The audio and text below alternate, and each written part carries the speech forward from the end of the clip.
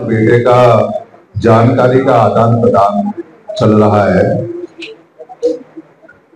बेटा पूछता है कि जाटव क्या है।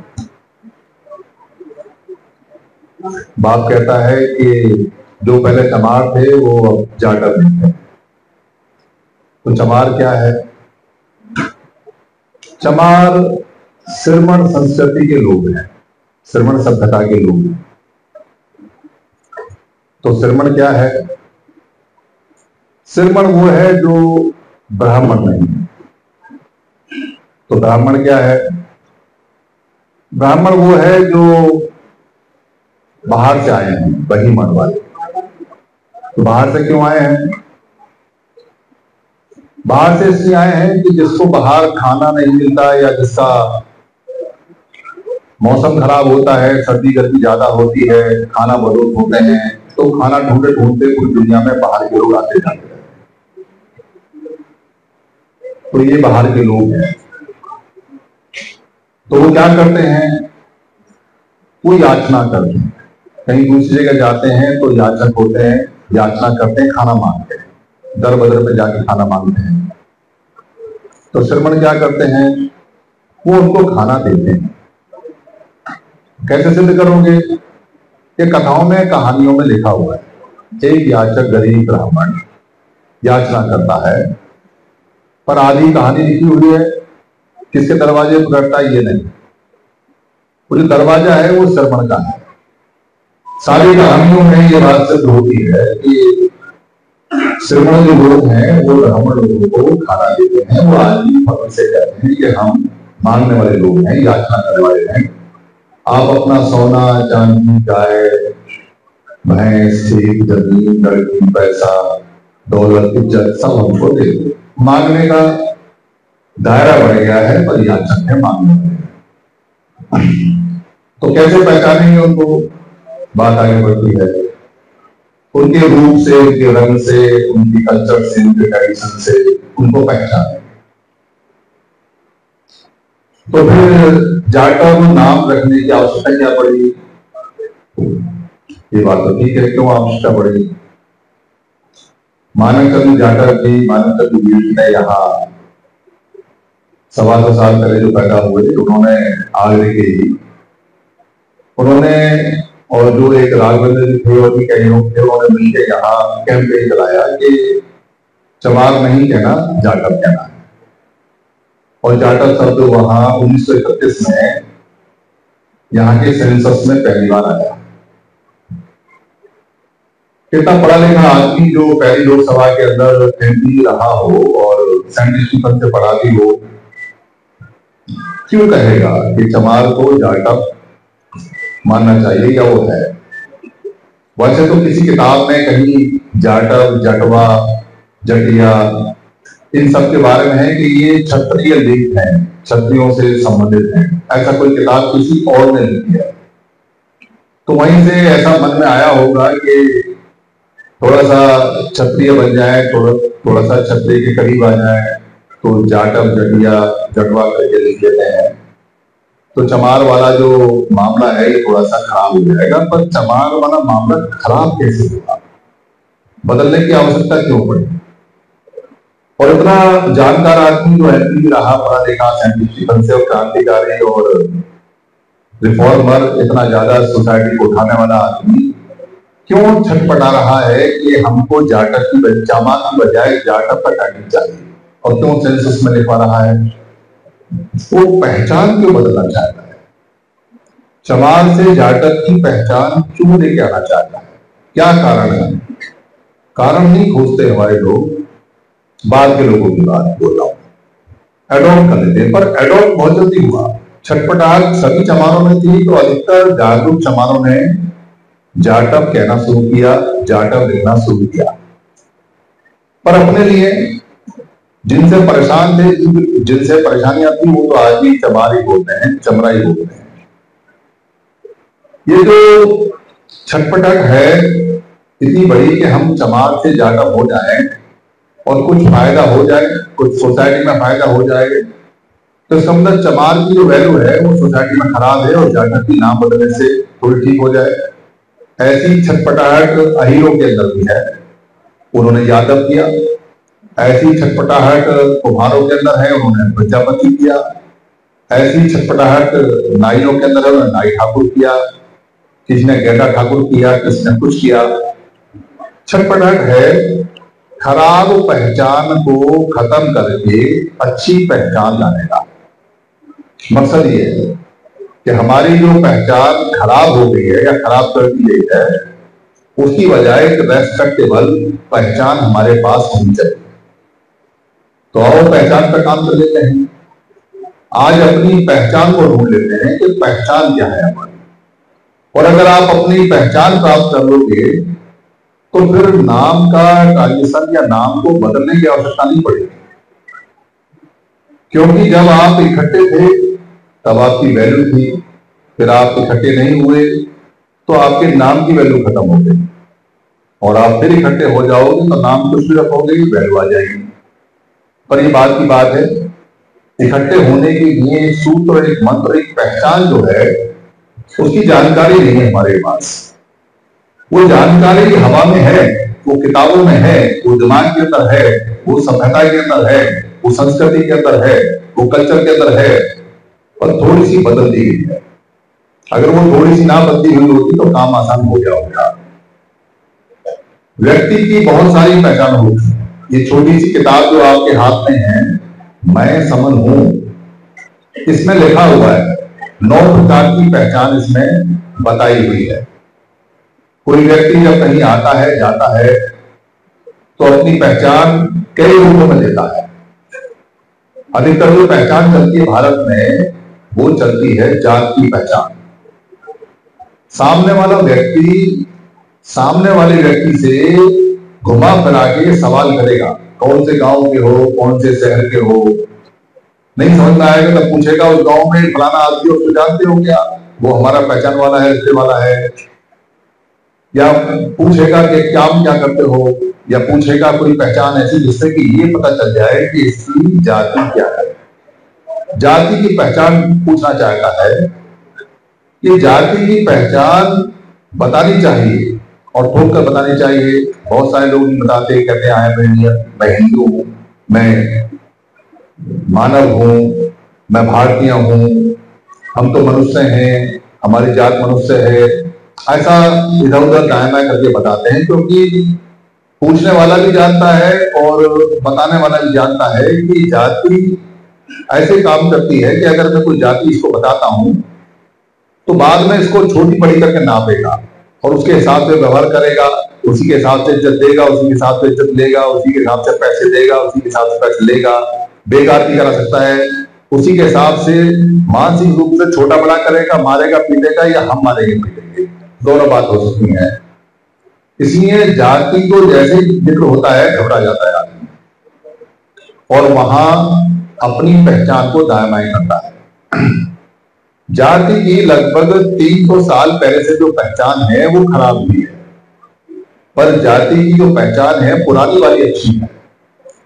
बुद्ध के समय जब जिक्र आता है जाति दुखा, जरा दुखा, मरण दुखा, व्याधि दुखा, तो उस पर जाति का मतलब ऐसा नहीं आता कि जाति दुख है तो चमार होना दुख है, महान होना दुख है, कुम्हार होना दुख है, तेली होना दुख है, सैनी होना दुख है, तमोली होना दुख है, माला होना दुख है, मादिगा होना दुख है, चंडाल होना दुख है। ऐसा नहीं है, ऐसा नहीं है।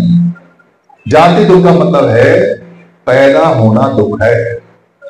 पैदा होना, किसी भी जीव का पैदा होना दुख है, ऐसा बताते हैं। जीव का मरना दुख है, जीव का बीमार होना दुख है, और जीव का बूढ़ा होना दुख है। 4 दुख बताते हैं। तो कोई कहे कि नहीं ये बात तो गलत है, गलत नहीं है, क्योंकि हम आज भी जब घर में बच्चा पैदा होता है या जानवर कोई बच्चा पैदा करता है तो कहते हैं नवजात, नया उत्पन्न, अभी अभी उत्पन्न। हम ये नहीं कहते कि नया सैनी, नया माली, नया कुम्हार, नया तेली, नया मालिका, नया नहीं बोलते, इसी नाम के साथ ही बोलते। इसका मतलब जात का मतलब पैदा होना है, जाति का मतलब उत्पन्न होना है। हम कहते हैं बीज के कितनी जाति हैं, कौन सी जाति का बीज है, मतलब क्या उत्पन्न करेगा। इसकी जाति के ऊपर बहुत सारे शब्द हैं, जात और जाति के ऊपर। एक किताब आई है जाति का असली अर्थ समन संघ की है, 20 रुपए की है, मंगा लीजिए, पूरी जाति का आपको पता चलेगा। और पुरानी जो पहचान जाति की है उत्पन्न करने वाली, तो भारत के सारे लोग कुछ ना कुछ उत्पन्न करते थे। कुछ चमड़ा उत्पन्न करते थे, कुछ मांस उत्पन्न करते थे, कुछ अंडे कलेक्ट करते थे, कुछ शहर इकट्ठा करते थे, उत्पन्न करते थे, कुछ खेतों में जाके फसल उत्पन्न करते थे, कुछ लकड़ी के काम को उत्पन्न करते थे, कुछ पत्थरों के काम को उत्पन्न करते थे, कुछ कपड़ा उत्पन्न करते थे। तो जो जो उत्पन्न करता जाता था उसकी पहचान बन जाती थी। व्यवसाय की पहचान, काम करने की पहचान। जुलाहा मतलब कपड़े को बुनता है, बुनकर मतलब कपड़े को बुनता है, वीवर मतलब कपड़े को बुनता है। हर क्षेत्र में, हर स्टेट में, हर जिले के अंदर किसानों के नाम अलग हैं, कपड़े बुनने वालों के नाम अलग हैं, उनकी भाषा के हिसाब से। चमड़े वालों के नाम अलग हैं, कपड़ा सिलने वालों के नाम अलग हैं, लकड़ी के काम करने वालों के अलग हैं, लोहे के काम करने वालों के अलग हैं। पूरी दुनिया के अंदर अलग नाम है, काम वही है। इसलिए किसी को लोहार बोलते हैं, किसी को सुनार बोलते हैं, किसी को कुम्भकार कुमार बोलते हैं, किसी को धोबी बोलते हैं, किसी को माली बोलते हैं, किसी को तेली बोलते हैं, किसी को नाई बोलते हैं। सबके काम के नाम है, पर वमन का कोई काम नहीं है। आप ढूंढोगे यहां से लेके वहां तक कि तेरी जाति क्या है, बता नहीं सकता आपको। बिना जाति का है, वैश्य की कोई जाति नहीं है, ठाकुर की कोई जाति नहीं है। ये वर्ग हैं, वर्ग जो हमने बनाए हैं। आप पूछ लो किससे अभी कि तेरी जाति क्या है? जाति का मतलब काम का नाम, वो बता नहीं सकता। क्यों नहीं बता सकता? क्योंकि आप अगर यहां से बाहर इंग्लैंड में जाओगे और इंग्लैंड में जाके वहां जाके आपसे कोई कहेगा आपका काम क्या है, तो इंडिया के काम को बता सकते हो, वहां के काम को नहीं बता सकते। और वहां खाना बदोश रहोगे तो मांग के खाना पड़ेगा, उनसे लड़ नहीं सकते। और वो जो नाम आपको देंगे वो नाम लेना पड़ेगा। वो आपको कहेंगे फॉरनर, बाह्य, अंग्रेजी में फॉरनर बोलते हैं, और संस्कृत भाषा में बाह्य, बहिमण, ब्राह्मण बोलते हैं। तो बाहर का बोलेगा आपको, और आपका कोई काम नहीं वहां पे रिकॉग्नाइज होगा, क्योंकि आप मांग रहे हो तो मांगने का है, मांगने का कोई काम नहीं होता, वो याचना होता है, याचक होता है। इसलिए किसी से खुल के पूछो आप तेरा कास्ट क्या है, खुल के पूछना चाहिए। इसका मतलब वो इंडियन है, इसका मतलब वो समण है, इसका मतलब वो भारतीय है। और जिसका कास्ट नहीं है, इसका मतलब उसका कोई काम का नाम नहीं है, तो वो कोई काम नहीं करता तो वो बाहर का है। ये बहुत छोटी सी साधारण सी बात है किसी की पहचान करने की। मुस्लिम है, अगर उसमें उसका कास्ट है तो वो इंडियन है, वो यहां से कन्वर्टेड है। और अगर उसका कास्ट नहीं है, नाम नहीं है, तो बाहर से कन्वर्टेड है, वो बाहर का आया हुआ है। ईसाई है, अगर उसका कोई कास्ट है तो वो यहाँ का कन्वर्टेड है, और अगर उसका कोई कास्ट नहीं है तो बाहर से आया हुआ ईसाई है। जितने भी सिख हैं वो मोस्टली कोई ना कोई कास्ट रखते हैं, कोई ना कोई काम करते हैं, वो यहीं के कन्वर्टेड लोग हैं। जिनका नहीं है वो बाहर के हो सकते हैं। ये छोटी सी पहचान है आपको ये पता करने में कि समण कौन है, वमन कौन है। कास्ट मतलब काम करने वाला, मतलब यहाँ का।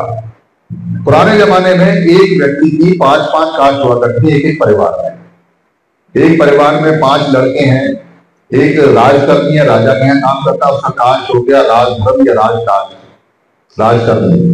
एक कटकार हो गया, जो कट का काम करता है, लकड़ी का काम करता है, वो कटकार हो गया, जिसको आप बढ़ई बोलते हैं, कारपेंटर बोलते हैं।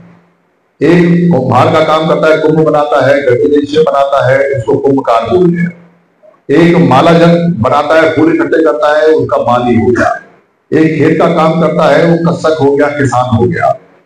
और पिताजी उसके कोई और काम करते हैं, शिकारी हैं, लुटक हैं, तो उनका शिकारी हो गया। कोई और उनके घर में ताऊ चाचा है, वो अगर नाव चलाता है, नदी से इधर से उधर नाव जाता है, तो वो केवट हो गया, उसका निषाद हो गया, उसका कुछ और हो गया। ये सारे काम के नाम है। एक परिवार में एक व्यक्ति की, एक परिवार में 5 लड़कों की 5 कास्ट हो सकती है, 6 कास्ट हो सकती है। और जैसे ही काम बदलता है कास्ट बदल जाती है, क्योंकि कास्ट का मतलब है काम का नाम। ये पहचान बताने का है। कि आपकी पहचान क्या है, आपके काम की पहचान क्या है। आज के समय जो लोग जो काम कर रहे हैं उनको उनके काम के नाम से नहीं जाना जाता। आज के समय कोई चमड़े का काम नहीं करता, पर आगरा के अधिकतर लोगों को कहते हैं वो चमार है। चमार होना दिक्कत नहीं है, दिक्कत 200-300 साल से तब आई जब उन्होंने, जो बमन लोग थे, उन्होंने यहाँ के काम करने वाले को एक दृष्टि से देखना, दिखाना या प्रचारित करना शुरू किया, और उन्होंने यहाँ के लोगों को तोड़ने के लिए उनके कामों के नाम पे अलग अलग करके डिफाइन करना शुरू किया और उनका प्रचार प्रसार करना शुरू किया। हमारे लोग समझ नहीं पाए और वो आपस में एक दूसरे से उलझने लगे। जुलाहा किससे बड़ा है, किससे छोटा है, लोहार किससे बड़ा है, किससे छोटा है, कहीं लिखा हुआ नहीं है। कोई सिंगल किताब आपको मिलेगी नहीं जो आपको कास्ट सिस्टम बता दे, पर उन लोगों ने ऐसा रचा। उस कास्ट सिस्टम से लड़ने के लिए लोगों ने तरीके निकाले, उनमें मानवचंद जाटव भी है, क्योंकि चमार सबको तो देखे वो इतना घटिया कर दिया गया, इतना बेइज्जती वाला किया गया कि उससे पीछा छुड़ाने के लिए टेम्पररी उसको जाटव में बदल के इज्जत पाने की एक नाकाम कोशिश की गई। बहुत जगह ऐसी कोशिश हुई कि नाम बदलकर इज्जत मिल जाए, पर नाम बदल के इज्जत नहीं मिलती। इज्जत मिलती है जानकारी लेने और इकट्ठे होने के बाद। तो ये जो पहचान जात वाली है जो बताई जाती है, ये पहचान पुरानी पहचान में और अब में अंतर है। अब आप चमड़े का काम नहीं करोगे फिर भी आपको चमार बोलेगा, चाहे बेशक आप IPS हैं, चाहे IAS हैं, चाहे IRS हैं, चाहे भले ही आप बहुत बड़े बिजनेसमैन हैं या बहुत बड़े लीडर हैं या बहुत बड़े नेता हैं या बहुत बड़ा काम करने वाले हैं। और पुराने समय में ऐसा नहीं था। इसलिए ये जो पहचान है आपके व्यवसाय वाली पहचान है, ये पहचान है। इस पहचान से लड़ने के लिए मानवचंद जाटव ने ये काम किया और ऐसे बहुत लोगों ने किया। दूसरी पहचान क्या है? दूसरी पहचान है धर्म की पहचान। आप अगर धर्म की पहचान में जाओगे तो धर्म के बड़े बड़े दायरे हैं, वहां लोगों को इकट्ठा किया जाता है। कुछ को ईसाई बोला जाता है, कुछ को बुद्धिस्ट बोला जाता है, कुछ को जैन बोला जाता है, कुछ को मुस्लिम बोला जाता है, पर हिंदू कोई रीजन नहीं है। मैं स्पष्ट बोलूंगा, सुप्रीम कोर्ट का आदेश है, वो एक पद्धति बताते हैं। कुछ लोग हैं कबीरपंथी बोला जाता है, कुछ को रविदासी बोला जाता है, कुछ को अम्बेडकरवादी बोला जाता है, कुछ को जो चोखा मेला है उसका बोला जाता है, कुछ को घासीदास वाला, कुछ को निरंकारी, कुछ को आकारी, कुछ को राधा स्वामी। ये बहुत सारे मत और मतांतर और धर्म और रिलीजन चलते हैं। लगभग 4200 हैं। 4200 तरह के मत मतांतर में हम लोग बटे हुए हैं। तो हम अपनी पहचान बताते हैं। मैं कौन हूं कबीरपंथी, मैं कौन हूं बुद्धिस्ट, मैं कौन हूं जैन, मैं कौन हूं रविदासी। यहां तक तो ठीक है, पर हम इस पहचान को लेके एक दूसरे के विरुद्ध भी खड़े हुए हैं। इस पहचान को लेके एक दूसरे के खिलाफ लड़ते हैं। हम इनके डेरों में नहीं जाते। अगर कोई बुद्धिस्ट है तो वो वाल्मीकि के यहाँ नहीं जाता, जो वाल्मीकि है वो कबीर साहब के यहाँ नहीं जाता, जो कबीर साहब वाला है वो गुरु घासीदास जी के यहाँ नहीं जाता, जो गुरु घासीदास जी वाला है वो मुस्लिमों के पास नहीं जाता, और जो मुस्लिम वाला है वो ईसाइयों के पास नहीं जाता। ये इनको आपस में लड़ा के रखा जाता है ताकि ये अलग अलग डेरों में एक दूसरे के विरुद्ध खड़े रहे। और ये एक पहचान है, पर इस पहचान को बदला जा सकता है। कोई भी व्यक्ति भारतीय संविधान के अनुसार या अपनी मर्जी से किसी भी मत को कभी भी ग्रहण कर सकता है और किसी भी मत को कभी भी छोड़ सकता है। हर दिन चाहे तो 4 मतों में जा सकता है, हर दिन चाहे तो 4 मतों छोड़ सकता है। मत में जीना, मत में रहना, किसी धर्म में आना, किसी रिलीजन में आना व्यक्ति का अपना आधार है, अपना काम है। एक पहचान हमारी होती है राजनीतिक पार्टी। लोगों ने राजनीतिक पार्टियों के अंदर मत बनाए हैं। अलग अलग राजनीतिक पार्टियों में वो लोग रहते हैं। कोई कहता है मेरी राजनीतिक पार्टी आजाद समाज पार्टी है, कोई कहता है बहुजन समाज पार्टी है, कोई कहता है लोकदल है, कोई कहता है जनशक्ति पार्टी है, कोई कहता है मैं नई अम्बेडकर पार्टी बनाता हूँ, कोई कहता है मैं नया बुद्धिस्ट पार्टी बनाता हूँ। हम पार्टियों में उलझे हुए लोग हैं और अपने ही समझ अपने ही पार्टियों के विरुद्ध में खड़े होकर लड़ते हैं और अपनी ही पार्टियों के कैंडिडेट को हराने में फख्र महसूस करते हैं और अपना पैसा उसमें लगाते हैं और सारे ही पिट के आ जाते हैं, क्योंकि अलग अलग हैं। लगभग 29 लाख के करीब हमारे संगठन टुकड़े हैं, लाखों पार्टी हमारी हैं, इसलिए हम उस राजनीतिक पहचान से जी नहीं पाते। एक हमारी पहचान है जो हम यहाँ समाज में रहते हैं, सामाजिक संगठन बताने की पहचान। सामाजिक संगठनों के अंदर हमने किसी ने मार्क्सिस्ट का हिस्सा है, कोई कहीं अम्बेडकर समाज की कोई पार्टी उसका है, कोई बुद्ध का है, कोई किसी बुद्ध विहार का है, कोई कबीर भवन का है, कोई आश्रम का है, कोई अम्बेडकर भवन का है। हम बहुत सारी संगठनात्मक जो जानकारी है, जो संगठनात्मक हमारी पहचान है, उसमें बटे हुए हैं और हम एक दूसरे के विरुद्ध में कार्यक्रम लगाते हैं। 14 अप्रैल अलग अलग मनाते हैं, हम रविदास जयंती अलग अलग मनाते हैं, कबीर साहब जयंती अलग अलग मनाते हैं, बुद्ध जयंती अलग मनाते हैं और एक दूसरे को दिखाने के लिए खूब पैसा खर्च करते हैं और एक दूसरे के विरुद्ध करते हैं। तो अलग अलग तारीख में अलग अलग जगह करते हैं और अलग अलग तारीख पे अलग अलग प्रदर्शन करते हैं। ये हमारी पहचान है। एक हमारी पहचान है लिंग की और भेद की, नर की और नारी की, जो बदलती रहती है। एक हमारी पहचान है भाषा की और स्टेट की। एक हमारी पहचान है कि हम क्या बोल रहे हैं, क्या नहीं कर रहे हैं। ये हमारी 9 तरह की पहचान है। इन सारी पहचानों में कोई पहचान ऐसी नहीं है, एक पहचान को छोड़ के, जो स्थायी।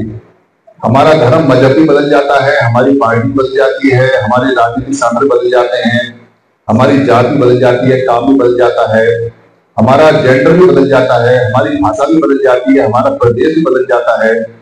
हम अपनी सारी पहचानों को बदल सकते हैं। इसलिए पहचान बदलने की छटपटाहट रहती है। इसलिए मानवचंद्र जैसे जो विद्वान लोग हैं वो इस पहचान को बदलने के लिए टेम्पररी सॉल्यूशन देते हैं हमको कि हमको चमार से जाटव हो जाना चाहिए, जो काम नहीं करता। पर हमारी परमानेंट पहचान क्या है? हमारी ऐसी पहचान जो हम खुद भी बदलना चाहें तो ना बदली जाए। वो पहचान अगर हमें पता चल जाए तो हमारा काम बन सकता है। वो पहचान जो सभी लोगों को समाहित कर ले, वो पहचान जो सबको इकट्ठा कर ले, वो पहचान जो हम सबको एक कहती हो और वो पहचान जो सच्ची हो और वो पहचान जो पुरानी हो और वो पहचान जो ऐतिहासिक हो और वो पहचान जिससे हम तर्क कर सकते हो और वो पहचान जो हमारा मान सम्मान गौरव गौरव हो। अगर वो पहचान की जानकारी हमको हो जाए तो हमारा कल्याण होने से कोई रोक नहीं सकता। इस हॉल के अंदर कुछ दोहरे होंगे, कुछ जाटव होंगे, कुछ चमार होंगे, कुछ खटीक होंगे, कुछ पासी होंगे, कुछ माली होंगे, कुछ सैनी होंगे, कुछ चरवाहे होंगे, कुछ मौर्य होंगे।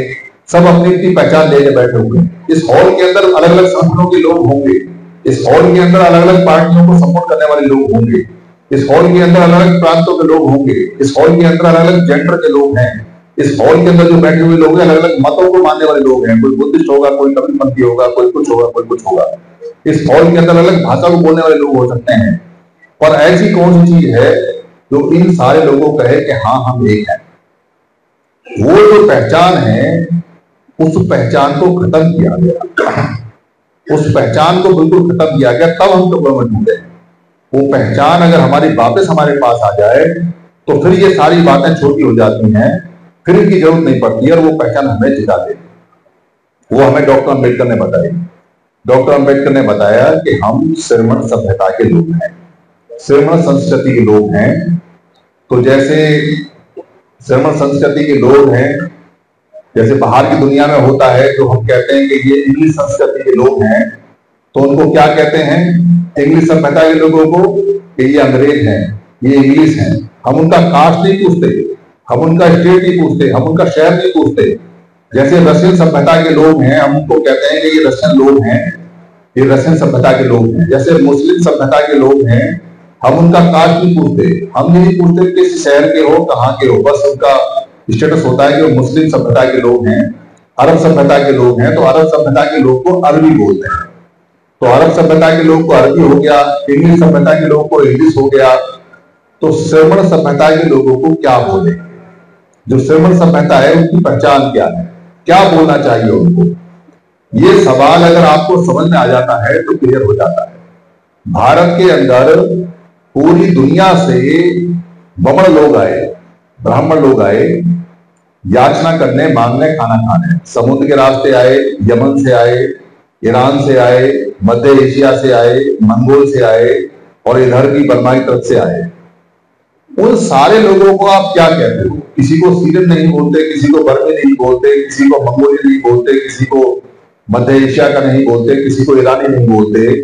क्या बोलते हैं उन सबको? उन सबको हमने एक नाम दिया बमण। बमण मतलब बाहर का, मतलब हमसे अलग, सम से अलग, समण से अलग, ऐसा नाम हमने उनको दिया। और पूरे देश के अंदर हमने उनको बमण कहा। उन्होंने उस नाम को बदलकर ब्राह्मण कर लिया। आधा रह नहीं होता हमारी भाषा में। इसलिए ये कमाल की बात है कि केरल का जो ब्राह्मण है, सिविल ब्राह्मण है, वो अगर मंगोलियन ब्राह्मण से मिलता है तो वो ये नहीं कहता कि तू मंगोल है या तू सिविल है। वो कहता है इस देश के अंदर तू भी बमण है और हम भी बमण है, तो हम दोनों बमण बमण भाई भाई हो गए। तो बमण की आइडेंटिटी जो हमने दी उसको, उससे वो इकट्ठे हो गए। अच्छी बात है, अपने को बचाने के लिए सब लोगों को इकट्ठा होना चाहिए। उन्होंने हमारे संघ से संघ सीखा, इकट्ठे हुए अपनी जान बचाई, तरक्की बचाई। आज देश के मालिक है, कोई बुरी बात नहीं, जो इकट्ठे होते वो जीतते हैं। पर वो जो बमण था, जो जगह जगह बमण है, उन बमण के जो आसपास लोग हैं वो कौन है? जो एक बमण वहां आया और उस बमण के आसपास जो 100 लोग हैं, 1000 लोग हैं, उनकी पहचान क्या है? हमने उनको बमण कहा, हमारी पहचान क्या है? ये सवाल इंपॉर्टेंट है, ये पहचान इंपॉर्टेंट है। अगर आपको ये किसी बात समझ में आ जाती है कि हम जिसको बमण कह रहे हैं वो हमको क्या कह रहा है और हमारी पहचान क्या है, तो हम जीत जाते हैं।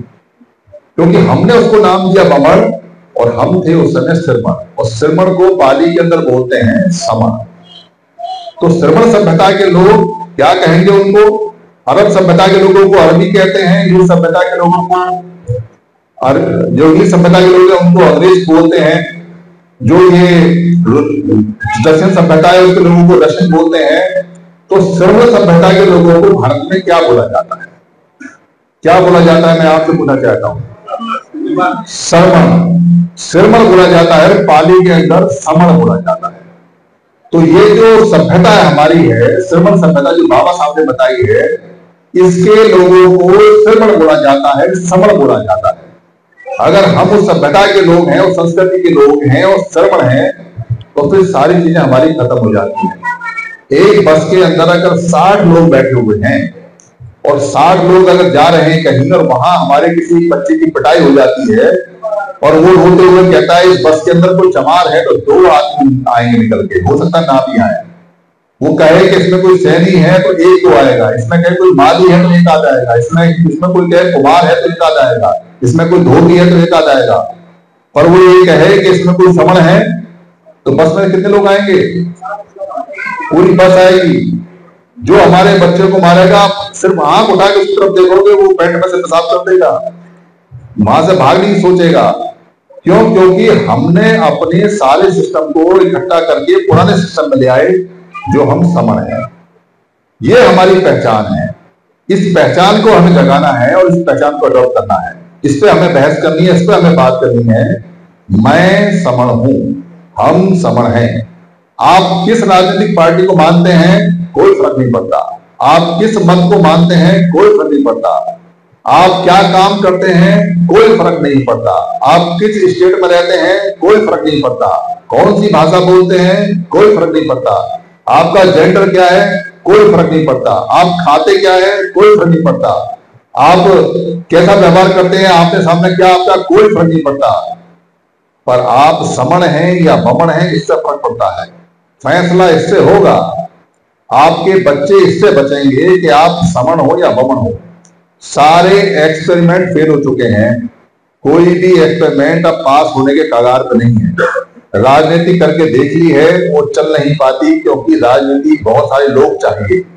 धार्मिक क्रांति करने के बारे में, प्रबुद्ध भारत बनाने के बारे में पूरी ताकत लगाई, पर बन नहीं पाता, क्योंकि अपने ही लोग बहुत सारे मतों में टूटे पड़े हैं।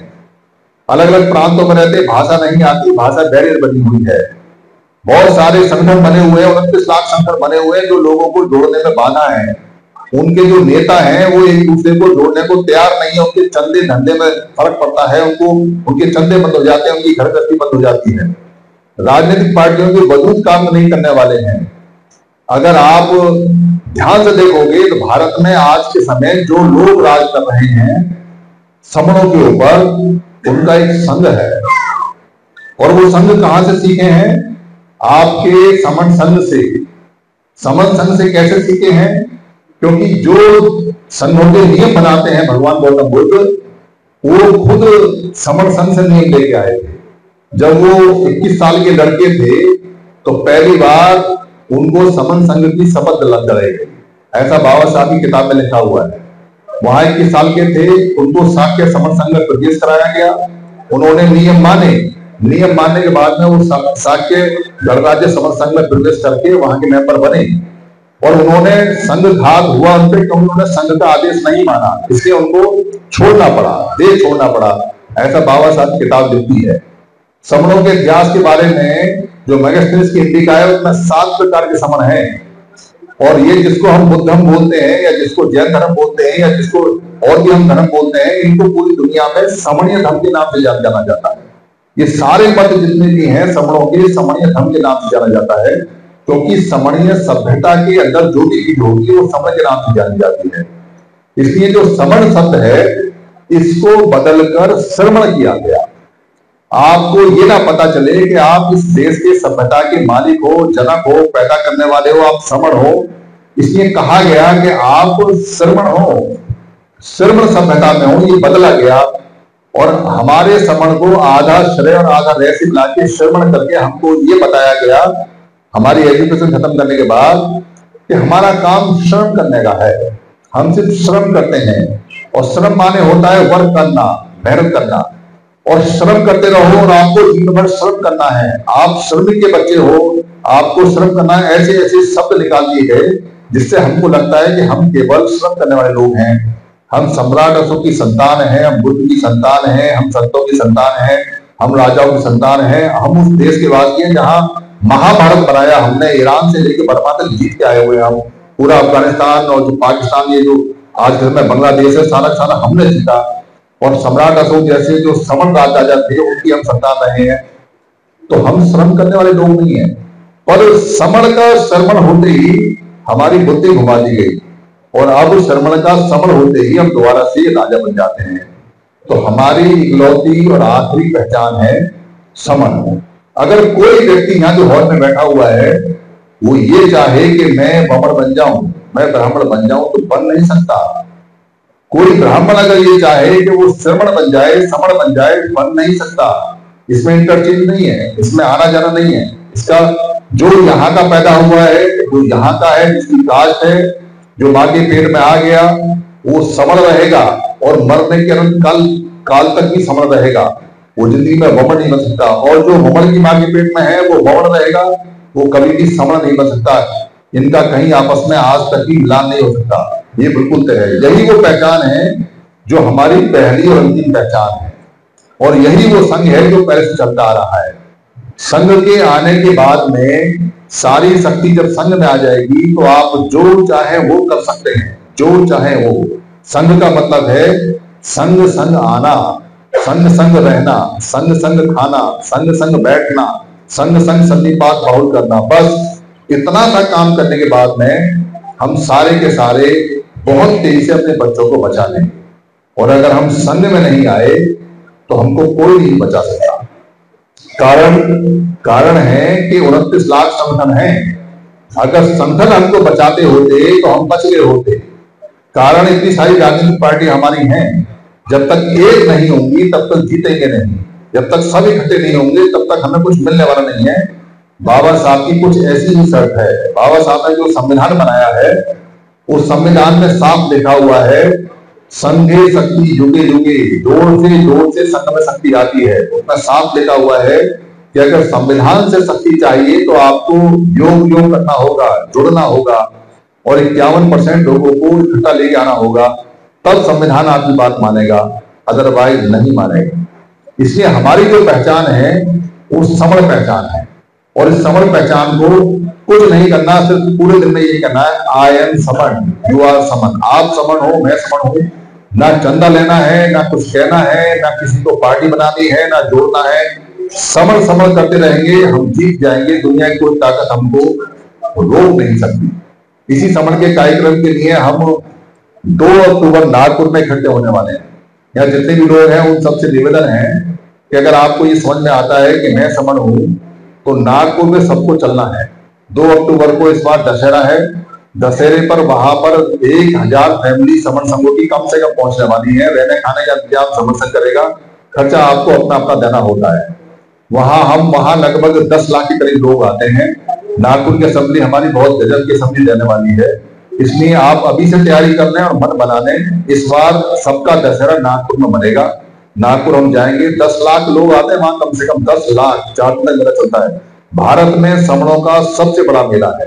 सारे तीर्थ एक बार नागपुर दीक्षा भूमि बार बार जाना चाहिए। वहां जाने के बाद में मोतों में जाना जाती है, वहां जाने के बाद में खून पड़ जाता है, वहां जाने के बाद में लगता है कि हम कितने हैं। और ये मैं समझूं का जो कैंपेन है, इसकी कम से कम 1 लाख किताबें वहां बढ़ेगी। जो लोग इसमें भाग लेना चाहते हैं जाएं, वो यहाँ अपना नाम लिखा दें, बात करें समर संघ से, और सब लोग जाने की तैयारी करें।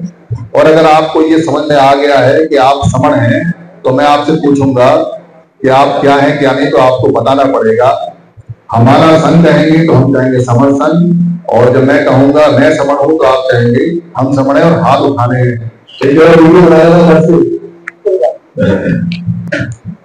हमारा संघ का मतलब समर संघ, सारे समर संघी हैं। हाथ उठाना है, उसके बाद कार्यक्रम चलता रहेगा, तो बताएंगे बाद में। और हाथ सभी उठाएं, और जो समण ना हो वो हाथ ना उठाए, और जो हाथ ना उठाए उसका बदल जाए। हमारा संघ,